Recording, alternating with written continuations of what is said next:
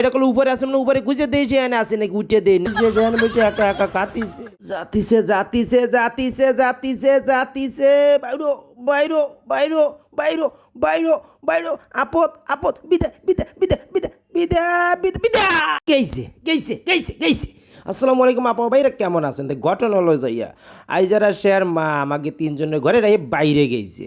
এখন বাইরে গেছি মানে আমরা তো ঘরের মধ্যে সব ওলট পালট করে খাবো। ফ্রিজের প্রতি লাগলাম প্রথমে আইসে ফ্রিজ খুলে দিয়ে গুড় পাইছি, সে গুড় খাতেছি, এদিকে মাই সল মাই দুটো পেলো একটা বাক্স।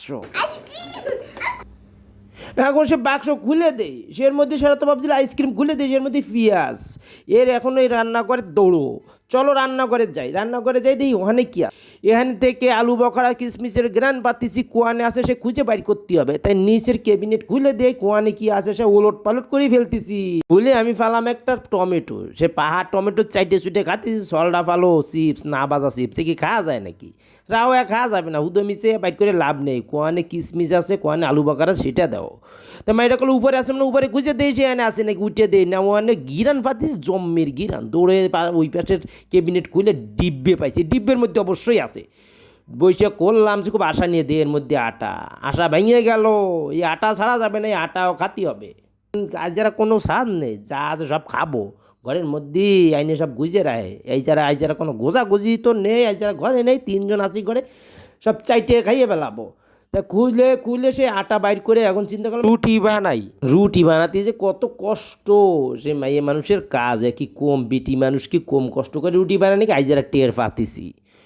তা আটার মধ্যে সে লবণ দেবো, সে মাইয়া সল মেয়ে দুটো করে জিজ্ঞেস করলাম যে কতানি দেবো। তারা বলে লবণের দাম কম আছে, জম্মের মতো দাও। দিলাম এক গাদি লবণ, আটার মধ্যে লবণ দিয়ে পানি দিয়ে মাছ দিছি। তারা আমার হেল্প করতেছে দূরের থেকে।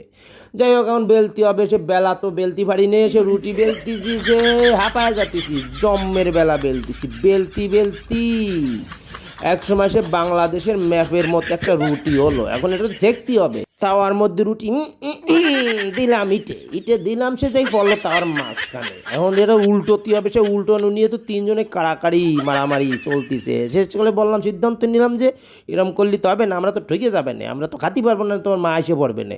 সে যাক ভালো করে উল্টায় টুলটায় রুটিটা হয়ে গেল। আল্লাহ, সে পালায় গেছে, এখন আর তারে খুঁজে পাতিছি না।